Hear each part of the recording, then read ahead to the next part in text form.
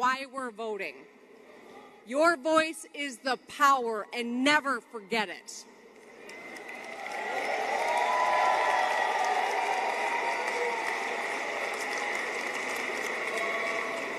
Now remember, Donald Trump knows this. That's why he tried to throw out your votes in 2020.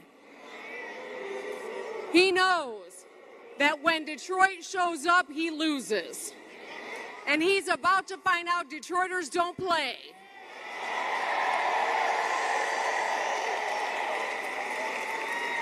So, it's up to you, Detroit. Our choice is clear. Kamala Harris wants to move us forward, and Donald Trump wants to take us back. Kamala Harris will protect our freedoms. Donald Trump wants to take them away. She solves problems, and he is a problem.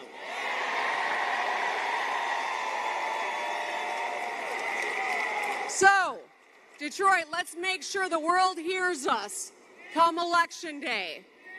Let's get out the vote, and let's make Kamala Harris the next president of the United States.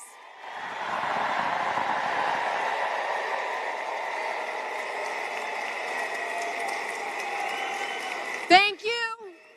I love you. Big Gretch out.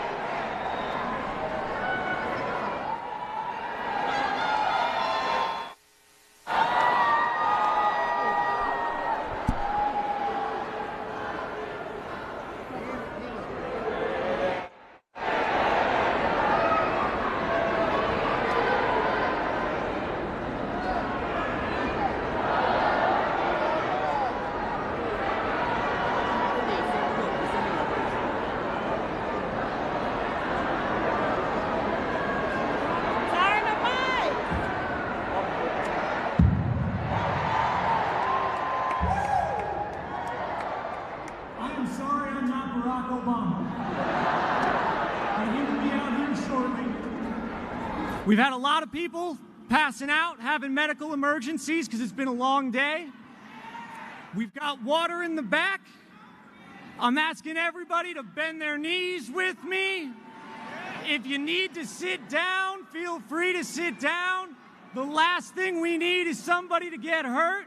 Thank you very much. If you're feeling faint, please sit down, head to the back. We'll get you back up.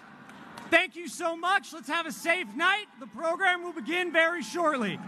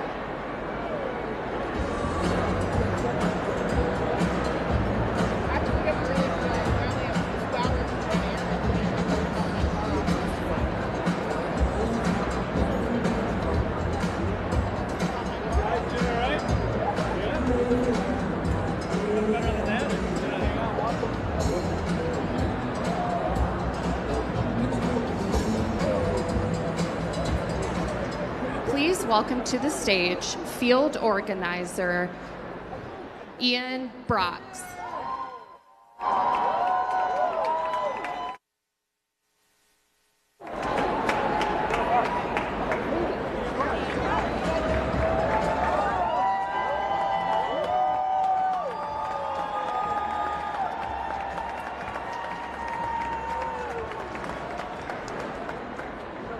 Good afternoon, Detroit. Are we up? Are we fired up? Are we ready to go? I am so blessed and honored to be speaking in front of all of you here today. My name is Ian Brox. I was born and raised here in Metro Detroit, and I am proud to be working as a field organizer with the Michigan One campaign. My journey into organizing developed from a deep purpose to serve others and to uplift those who are in need, which brings me to the very reason I am standing in front of all of you here today. I truly love this community, and I want to do all that I can to ensure that it's still going to be a growing one. I know that the single best thing that we can do for this city is to help Kamala Harris win this election. But if we're going to do it, then we need every single one of you to get involved. Every day we are reaching out to Michiganders about the choice that they have in this election. And right now, we need your help. There are so many ways that you can lend a helping hand. You can make calls. You can knock doors in your neighborhood. You can walk right into a field office and ask an organizer, what do they need? But unfortunately, there are still a lot of people who have not made up their minds about this current election. And they're not going to be convinced by another ad or another email. They are going to get out and vote because of people like you and me. So with that being said, politics is not a spectator sport. If you're excited about Kamala Harris, but you're worried about the other side, then it's not enough to watch the polls and stress about the news. We need to put down our phones and to join the team. So I'm here to ask each and every one of you, will you help us win this race? Will you commit to doing your part? Will you sign up and volunteer so that we can do everything in our power to elect Kamala Harris and Tim Walz? So with us being 2 weeks away from Election Day, we can't back down. We have to do what Detroit does best and fight for what we believe in. Because Detroit, when we fight, when we fight, when we fight, thank you, Detroit. We have 2 weeks to make history.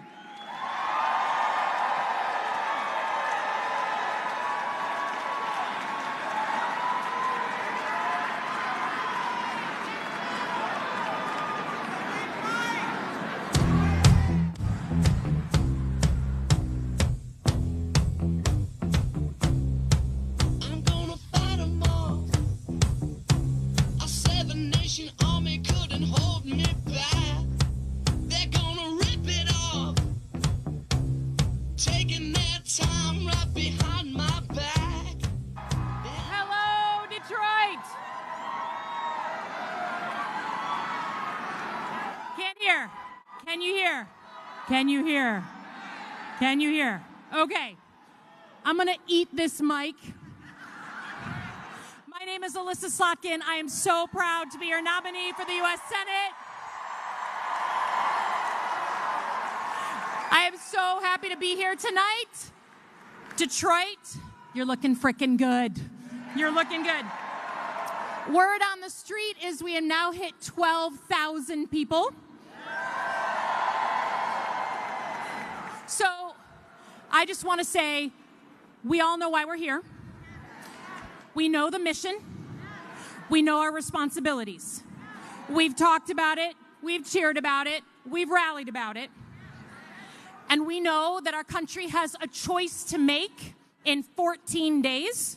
And we know what we're going to do to help the country turn the right way in that path in the woods, the way we divert. We know what we have to do. We have to elect Kamala Harris as our next president.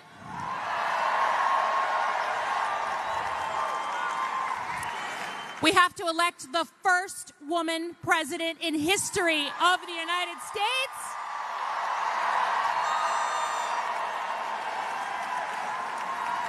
And we're going to do it because Michigan is the center of the frickin' universe right now. But don't worry, Michigan understands our goals. We understand what we have to do. We know what our responsibilities are. But let me just say this. This is a real full circle moment for me because I get to be here on stage with my former boss, Barack Obama.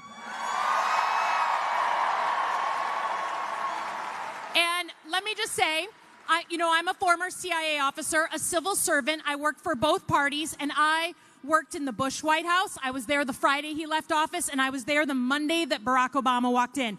And it was amazing. Things were a little different.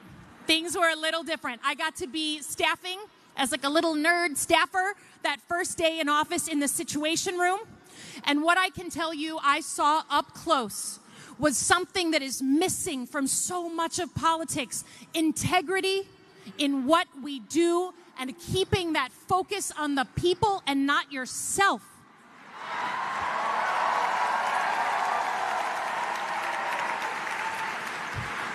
I also got to experience that lawyerly kind of inquisition that he did to you as a staffer to make sure you knew your stuff.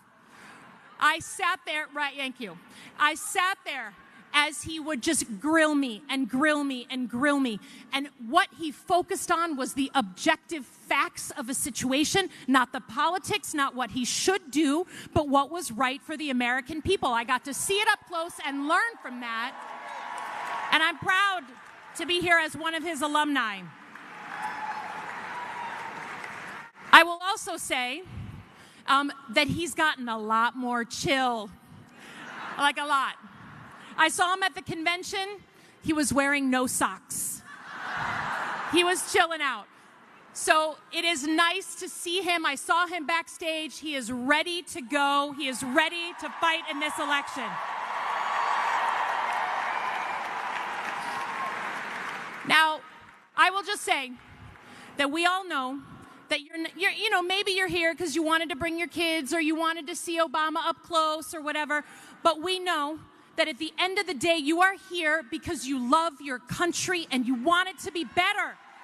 You want it to be better. Don't we believe that America can live up to the promise and be a better place? Don't we believe that? So I could not be prouder to be here as your nominee for the U.S. Senate because Kamala Harris needs a positive Senate, a supportive Senate in what she's going to do. Now, before we get to the big guy, I want to invite one other person up here.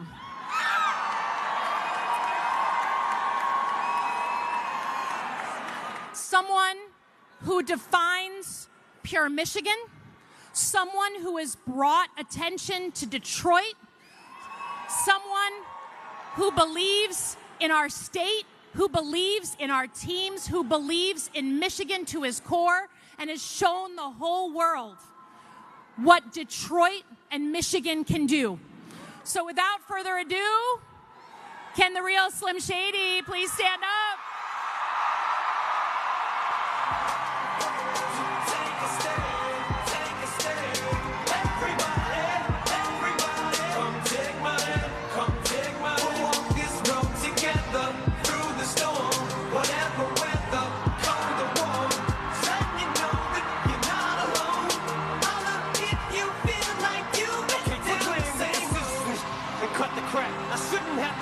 Words in the rhythm for you to know it's a rap. You said you was king, you lied through your teeth. For that, your feelings instead of Detroit! What up, though? So look, I wrote down a few things I wanted to say. I love you too. Thank you. I'm here tonight for a couple of important reasons. As most of you know, the city of Detroit and the whole state of Michigan mean a lot to me. Going into this election, the spotlight is on us more than ever, and I think it's important to use your voice. So I'm encouraging everybody to get out and vote, please.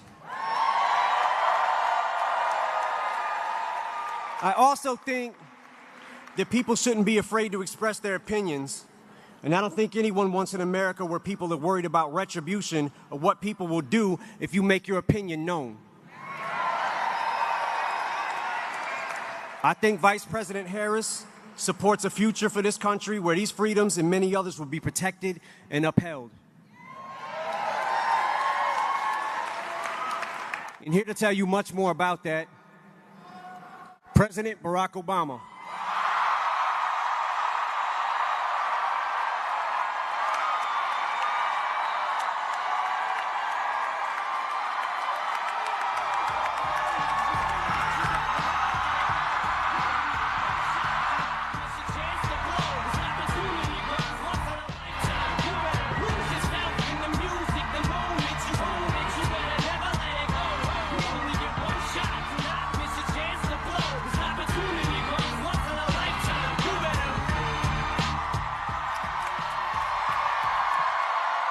Hello, Detroit!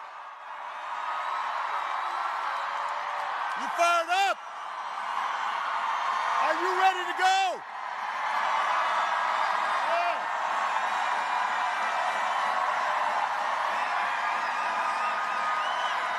Hey, I've got to say,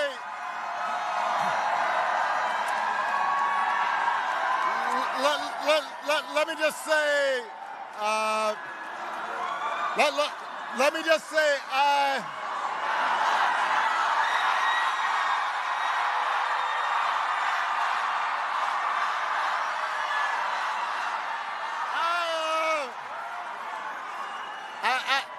I gotta say, you know, I have done a lot of rallies, so I don't usually get nervous. But I was feeling some kind of way following Eminem. I mean, I notice my palms are sweaty, knees weak, arms are heavy, vomit on my sweater already, mom's spaghetti. I'm nervous, but on the surface I look calm and ready to drop bombs, but I keep on forgetting.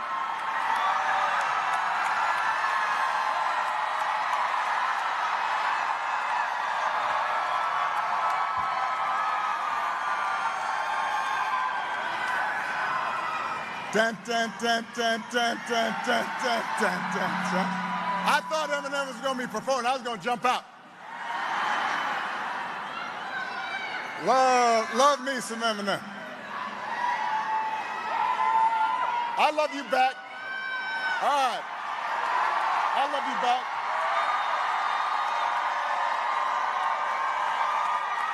It is good to be back in Michigan. Good to be back in Motor City.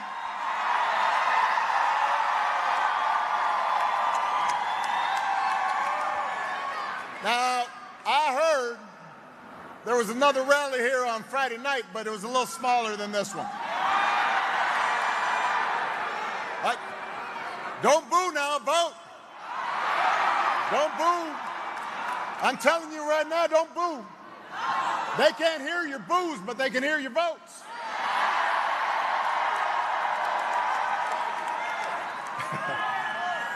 And I am here today for a very important reason. To ask you to vote for your congressman, Shri Tanada, for your next senator, Alyssa Slotkin, for the next president of the United States, Kamala Harris.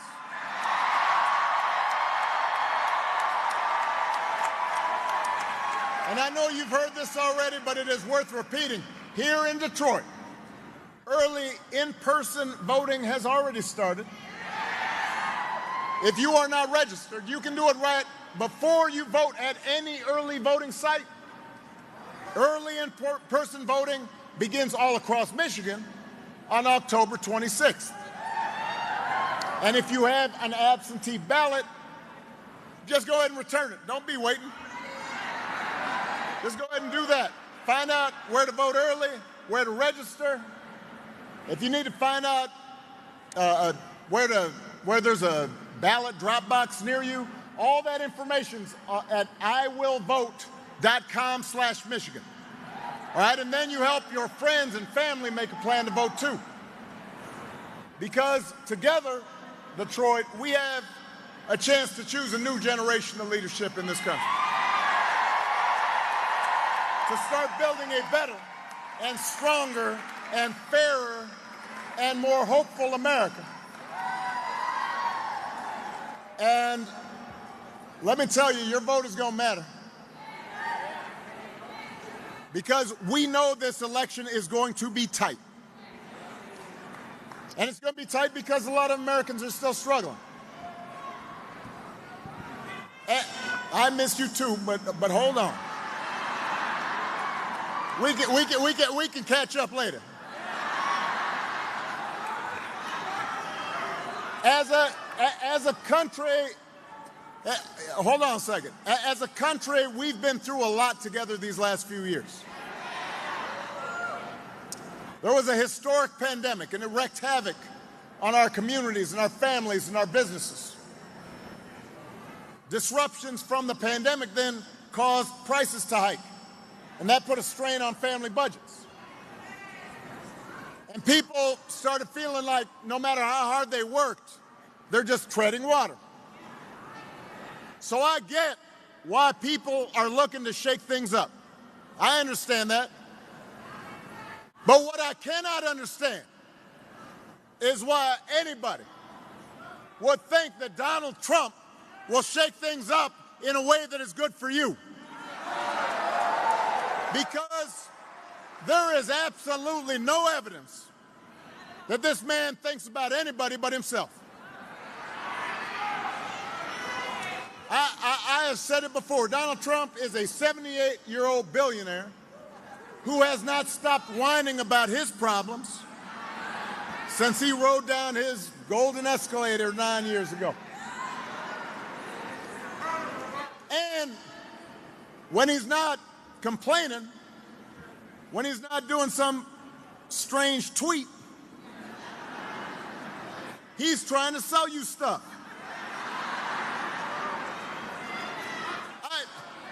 I mean, who is hawking merch when they're running for president? I mean, he's trying to sell you golden sneakers. He's trying to sell you a $100,000 watch.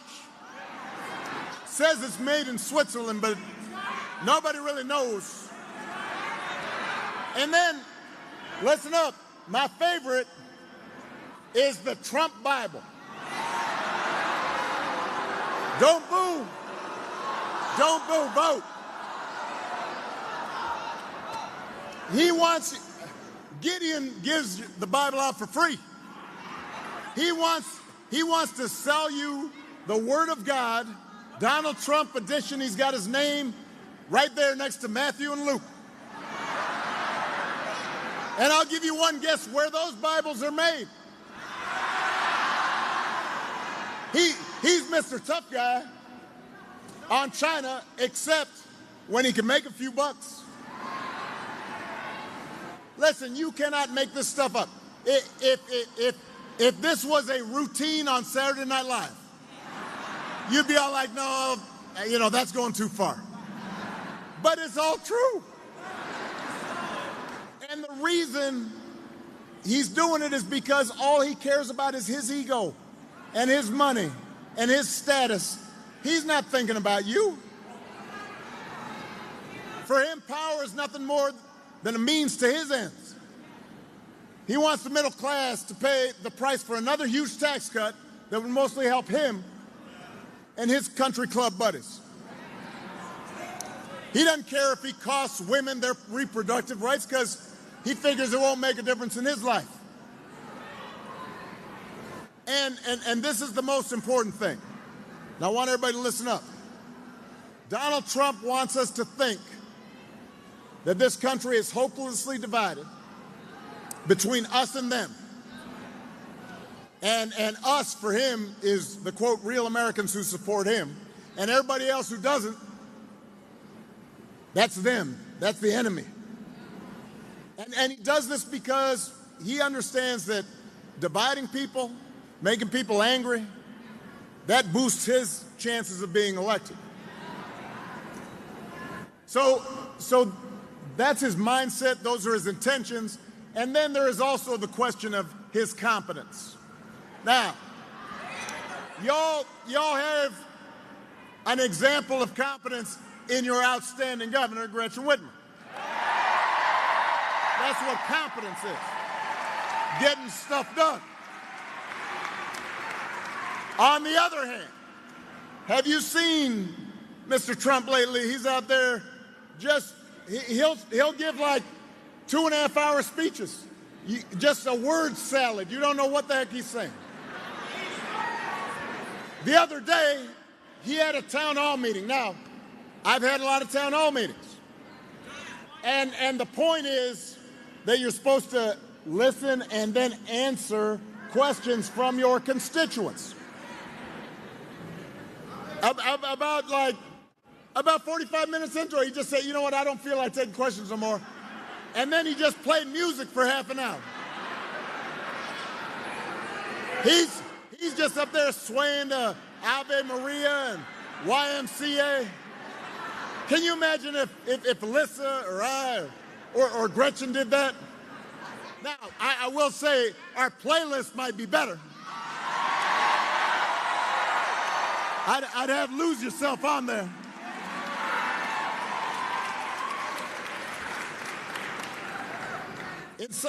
At one of his rallies recently, he called himself the father of IVF. Now, I have no idea what that means, and you don't either. He said January 6th was a day of love. Made it sound like Woodstock. Made it sound like Coachella. Here's the point, Detroit. If your grandpa was acting like this, you'd be worried. You'd call up. You'd call up your sister, your brother, your cousin. You'd be all like, let me holler at you. Have you noticed Grandpa? He acting a little funny. But this is somebody who wants unchecked power. We do not need to see what an older, loonier Donald Trump looks like with no guardrails. America's ready to turn the page. We're ready for a better story. Michigan, we are ready for a President Kamala Harris.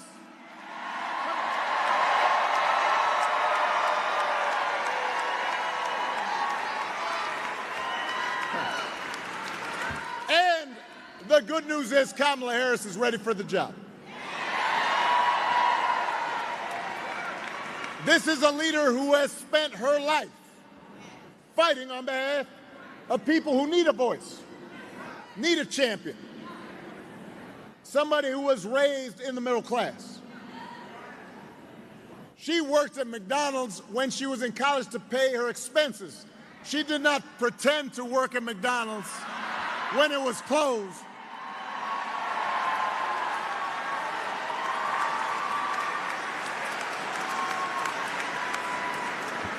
This is somebody who believes in the values that built this country.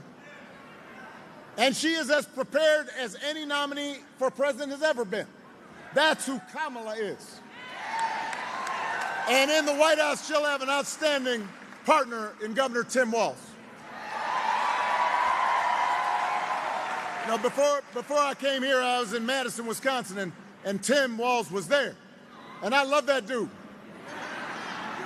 He's a veteran, he's a teacher, he's a coach, a marksman. He's been a great governor, and he's a car guy. He can even take a vintage truck apart and put it back together again. Now, do you think Donald Trump can do that? Do you think Donald Trump has ever even changed a tire in his life? let me tell you, if that man gets a flat tire, what's the matter? We need an EMT? I think we may need an EMT back there. That's all right. This always happens. Everybody bend your knees a little bit. Yeah. Dun, dun, dun, dun, dun, dun, dun, dun, dun, dun, dun, dun. You got to keep moving a little bit. Don't lock those knees. EMT right back there, please. Now, I am telling you, he has not ever changed a flat tire. He has his chauffeur change a tire. He says, Jeeves, Jeeves, change that tire. That's what he calls him, Jeeves. I don't know if his name's actually Jeeves, but that's how I imagine it. The point is, if you elect Kamala and Tim, they will not be focused on their problems. They'll be focused on your problems.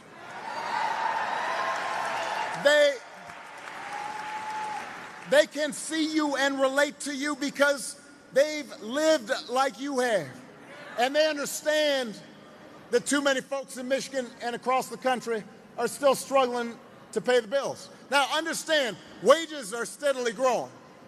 Inflation is slowing. But the price of everything from health care to housing to groceries is still too high. And that hurts. The question is, who's actually going to do something about it? All right, y'all already know the answer, but let me give it to you anyway. And this is, you have to do a little bit of homework, kind of examine their plans. So Donald Trump's plan is to give another massive tax cut to billionaires and big corporations. Do not boo. Vote.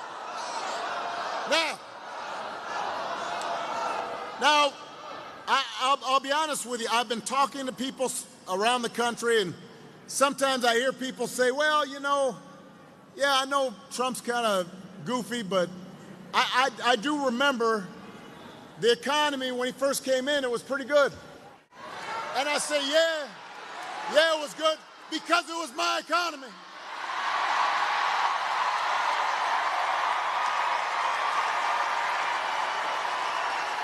I know y'all remember it. I know folks in Detroit remember it. I spent 8 years cleaning up the mess that the Republicans left me. Y'all remember the auto industry in America was flat on its back. They didn't want to lift a finger to help. And we made the investments to reopen those factories and put people back to work. And by the time I left office, I handed over to Donald Trump 75 straight months of jobs growth. Yeah, the economy was good because we did the work. And all he did was give a tax cut to people who didn't need one. Drove up the deficit in the process.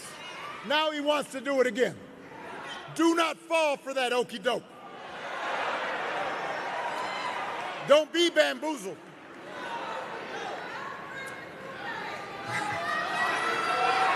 All right, so that's on the economy. When it comes to health care, Donald Trump's only answer is to end the Affordable Care Act. Now, do not boo. Now, if you ask him, hold on. If you ask him, he doesn't really even know why he wants to end it, except for the fact that I did it. So, but the problem he's got, the problem Vance has got, is it's now popular, right? Because 50 million people have gotten health care from it that didn't have it before. So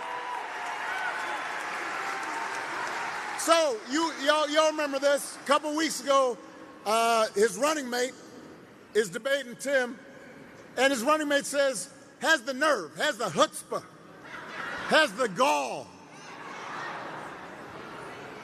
to say Donald Trump, quote, salvaged the Affordable Care Act.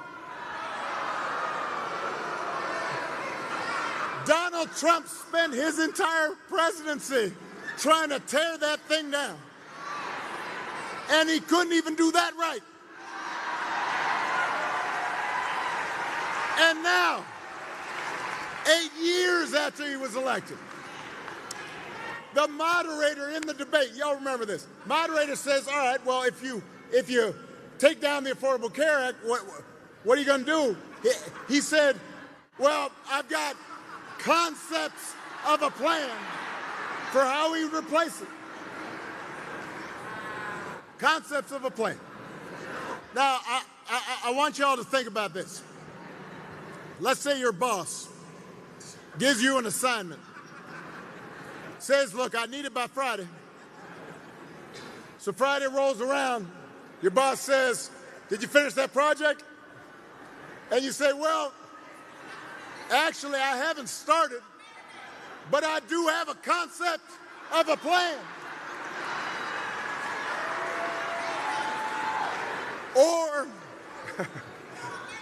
Or you could try it at home. Honey, did you do the dishes? I have a concept of a plan to do the dishes. How's that going to go over? If it would not work for you, why should it work for the President of the United States? And the good news is that Kamala Harris does not have concepts of a plan. She has an actual plan to make your life better. To bring down the cost of things like groceries.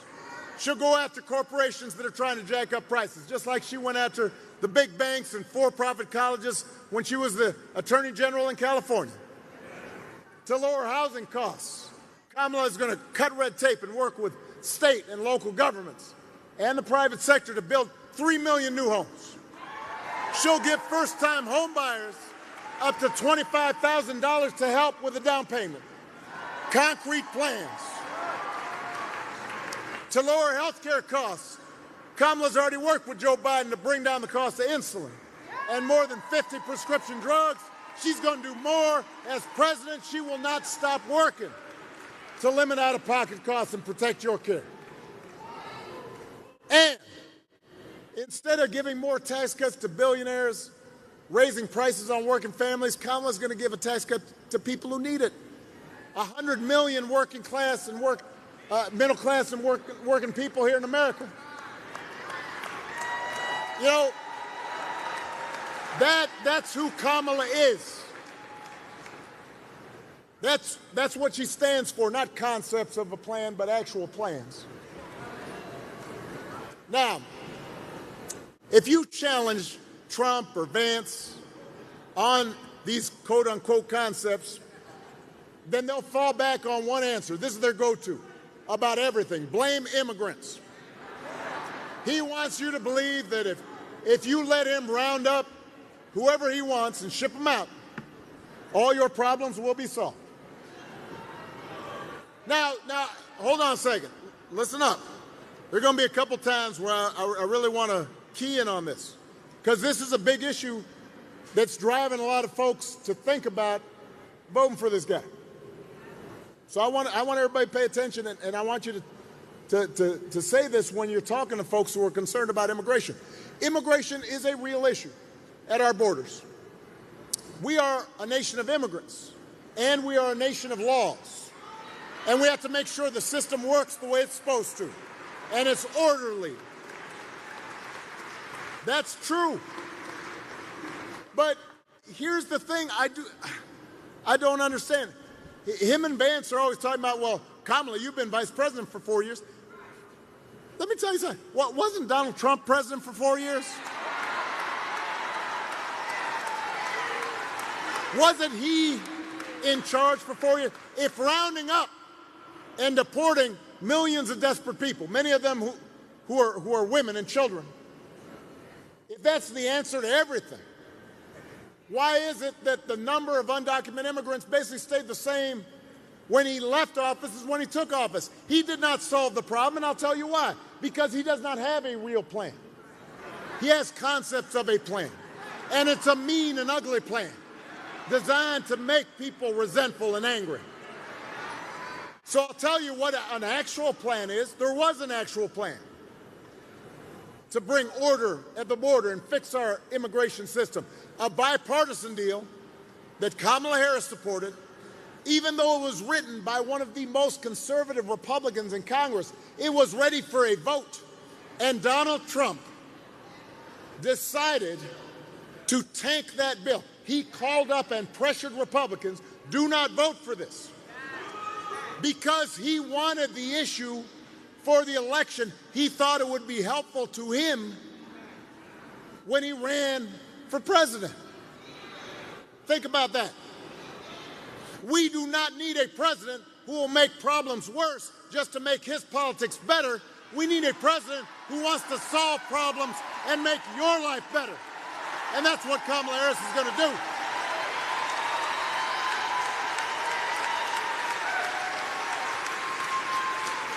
And to help her do it, she will need a Senate full of public servants like Alyssa Slotkin.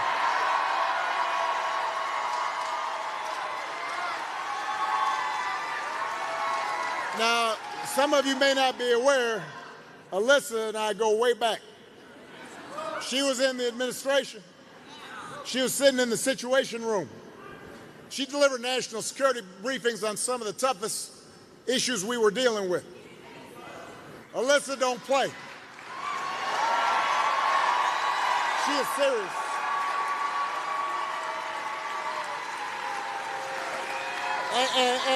And on some of these key issues, I'd have her negotiate on my behalf because she understood when you had to compromise and when you had to stand firm.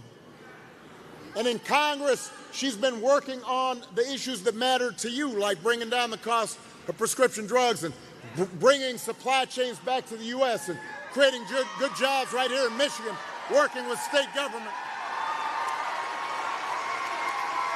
This is the kind of person we need in Washington, because presidents can't do it alone. She will help Kamala and Tim get stuff done.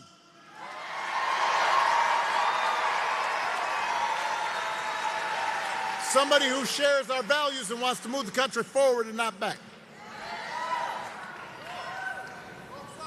Now, one of those values we share, that we talk about, that we worked on, that all of you care deeply about, is freedom. So let me talk about that just for a second. I don't think we've ever had an election with candidates whose conception, whose understanding of freedom is so different. Because for Donald Trump and his cronies, freedom basically just means getting away with stuff. He wants to be able to, like, fire workers, bust unions, and get away with it. Or allow companies to pollute our water and our air and get away with it. He said in the middle of the pandemic, when people were dying and hospitals were being overrun, he actually said, I do not take any responsibility at all. I do not believe any American president has ever uttered those words before. But that's his idea of freedom. He gets to do what he wants, and he's not responsible for anything.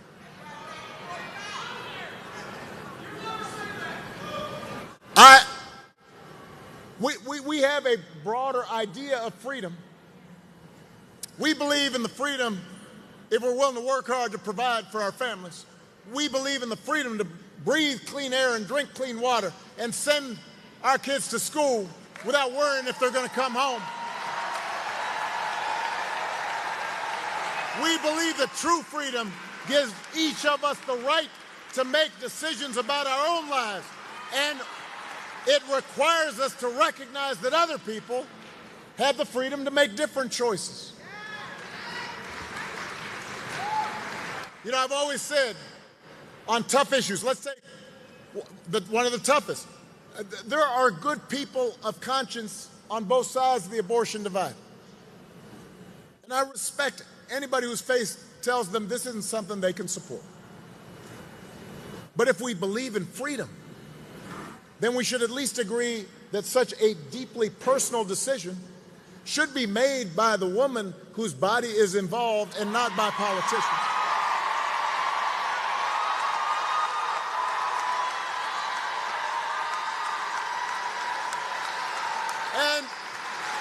And the majority of America agrees with it, which is why you've been seeing Donald Trump try to tie himself into a pretzel on this issue. When he ran for president the first time, he said he'd support punishing women who got an abortion. Now, just a few weeks ago, he told women, I'll be your protector. I'll tell you how he protected you. He handpicked 3 of the Supreme Court justices that overturned Roe versus Wade. He bragged about it. Now there are Trump abortion bans in 20 states, many of them with no exceptions for rape and incest. And he's going around saying everybody wanted it that way. No, they did not. So Donald Trump may be confused, but let's be clear about what's at stake here. If you send Alyssa Slotkin to the Senate, she will vote to restore the reproductive freedom that women had for nearly 50 years. And if Congress passes that bill, Kamala Harris will sign it into law.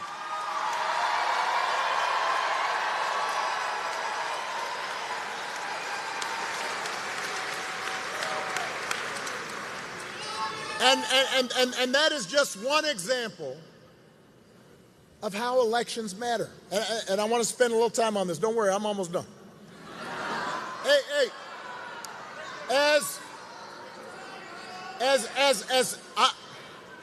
I get how frustrating politics can seem sometimes. I get frustrated, Lord knows. I don't watch cable news because it gives you a headache, put you in a bad mood, because it seems like folks are just arguing and bickering and mad, and then nothing gets done, and so you start feeling like your vote doesn't matter. But, in fact, your vote does matter. Because your vote can make your life a little bit better or a little bit worse. Now, people sometimes, I think, have the wrong idea. Politics is not going to solve all your problems. Poverty will still exist, even if Kamala Harris and Tim Walz get elected, because it's a hard problem. Racism doesn't go away based on one vote or one administration. Those things don't stop overnight. The way you make progress is by making things better a little bit at a time, and then over time, those little differences become big differences. And so,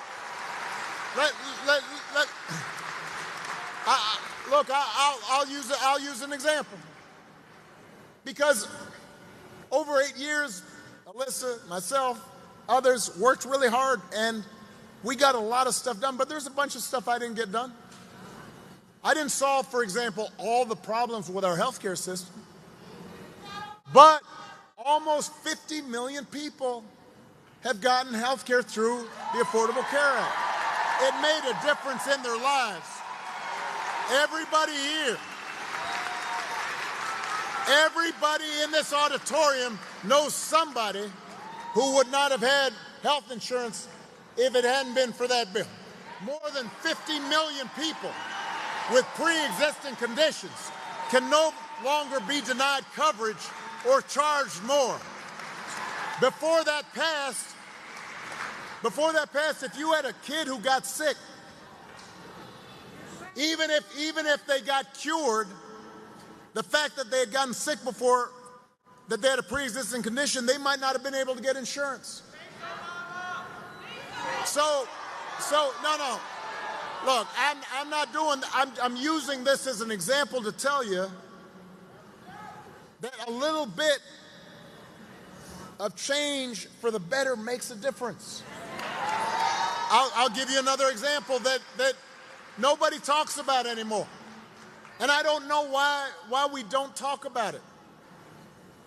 When I was president, in my second term, and we had been dealing with, we had seen like the H1N1 virus and the Ebola virus, and I talked to scientists, and they said, look, with globalization, with travel, growing populations, at some point we're going to have a big pandemic.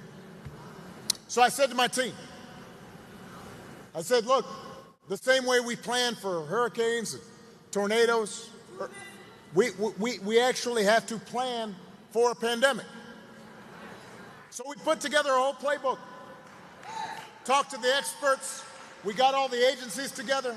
We said, if a pandemic happens, here's how we are going to deal with the public health system. Here's how we're going to deal with the schools. Here's how we're going to accelerate vaccinations. And here's how we're going to explain it to people so people can understand it. We've practiced it. So when Donald Trump comes in, just like I handed him a good economy, I handed him this playbook,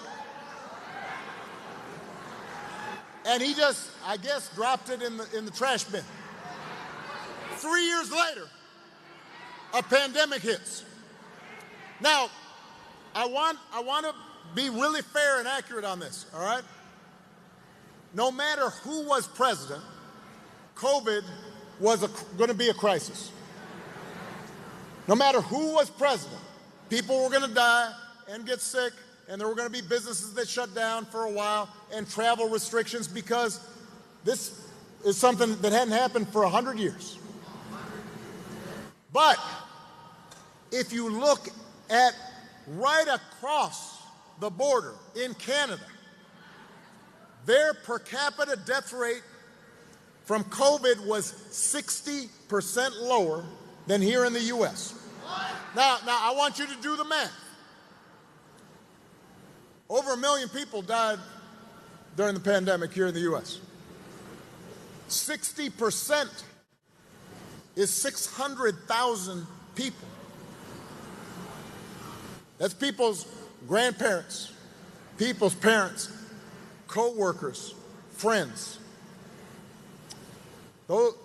Some of those folks might be alive if we have a competent president who actually is paying attention and doing their homework and actually trying to make things better, as opposed to telling people, go ahead and inject bleach. That might work. So do not tell me that your vote doesn't matter. If somebody in your family, in your neighborhood, your coworker tells you it don't make a difference, then you've got to tell them, no, having somebody who's competent and sees you and cares about you and thinks about you, it makes a difference. It'll make a difference to them. They may not always know it. And if that's not enough, then you also have to remind them that any election is about more than just policies. It's about values. And it is about character. Now, some of you know, growing up, I didn't have a father in the house. But I was lucky enough to have people around me, a stepfather, my grandparents, teachers, coaches, and most of all, my mom, who tried to teach me the difference between right and wrong, and who showed me what it meant to be honest and be responsible and to work hard and be accountable and treat other people the way I'd want to be treated. And I won't lie to you. You know, when I was a teenager, through young adulthood, I did not always live up to those values the way I should have, and I made mistakes, and I tried to learn from them. And I internalized those values, and I tried to live up to them, and I tried to pass them on to my kids. And I suspect most of you grew up the same way. And one of the most disturbing things about this election, about Trump's rise in politics, is how so many of us, even good people that we know, seem somehow suddenly to be willing to set aside values that we were taught. I mean, the day after the 2020 election, thousands of mail ballots were being counted right here in this convention center. And because Donald Trump was willing to spread lies about voter fraud in Michigan, protesters came down, banged on the windows, shouting, "Let us in, stop the count." Poll workers inside being intimidated. Earlier this month, we learned that someone on Trump's campaign told the lawyer to, quote, to find a reason to try to throw out votes, quote, even if it's BS. Hey, do not boo. Later, hold on. Later, the same staffer said, quote, make people riot. All because Donald Trump couldn't accept losing. Right now, we just saw one of the deadliest couple of hurricanes down in North Carolina, Florida. And while Biden and Harris are comforting families and trying to get aid, and FEMA workers trying to go out there, Donald Trump is making stuff up, saying that, oh, they're diverting emergency funds to immigrants, and that they're not giving it to Republican counties. And so suddenly FEMA workers, emergency workers trying to help desperate people, are worried about their own safety, and people aren't applying for aid. When did that become okay? No, look, I know you know the answer, but I want us to think about this. No matter where you stand on the issues, why would you go along with that? If your coworkers act like that, they wouldn't be your coworkers for very long. If you had a family member who acted like that, you might still love them, but you wouldn't put them in charge of anything. You wouldn't trust them. And yet, when Donald Trump lies or cheats or shows utter disregard for our Constitution, when he calls service members who died in battle losers, when he calls fellow citizens vermin, we make excuses for it. We act like it's okay. Or at least those who say they're supporting him, they say, well, you know, he's just joking, or it's not that serious, or what, you know, as long as we win, that's how politics is played. No, it's not. And I've noticed this especially, you know, a while back I said this, and some folks were all, you know, asking me questions about it, where I said, look, especially some men seem to think Donald Trump's behavior is somehow a sign of strength. You know, no. Look, I want to be clear. I want everybody to actually look at the record. I want them to educate themselves on the issues. I have friends who have voted Republican in the past. I do not think one party has the monopoly on all wisdom. But when I hear folks saying, yeah, I'm thinking about voting for him just because, and I say, what? And they say, well, I don't know, he seems strong. He seems tough. I saw him at the UFC fight.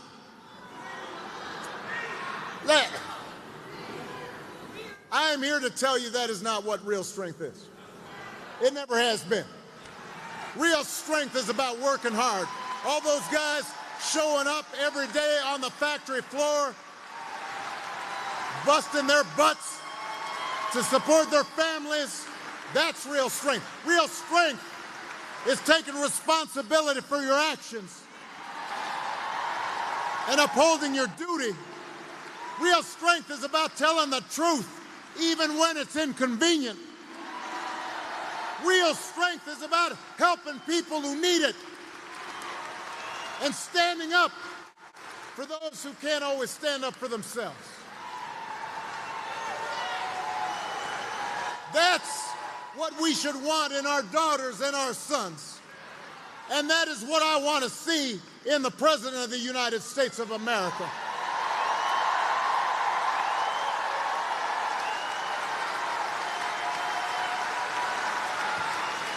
And the good news is that you have candidates to vote for in this election who demonstrate that kind of character, who know what real strength looks like, who will set a good example and do the right thing and leave this country better than they found it. And that is the choice in this election. It is not just policies that are on the ballot. It is about who we are. It is about what we stand for. So whether this election is making you feel excited or scared or hopeful or frustrated or anything in between, do not sit back and hope for the best. I know I'm the hope guy, but don't just hope. Get off your couch and vote. Put down your vote. Put down your phone and vote. Vote for Kamala Harris as the next President of the United States. Vote for Tim Walz as the next Vice President of the United States. Vote for Alyssa Slotkin and this whole incredible Michigan Democratic ticket. Get your friends and family, neighbors, co-workers to do the same. Because if enough of us make our voices heard, we will leave no doubt about the outcome of this election. We will leave no doubt about who we are and what America stands for. And together we will keep building a country that is more fair and more just and more equal and more free. That is our job, Detroit. That is our job, Michigan. That's our responsibility. Let's get to work. Thank you, Detroit. Thank you, Michigan. God bless. Thunder's rolling down this track. Well, you don't know where you're going now, but you know you won't be back. Well,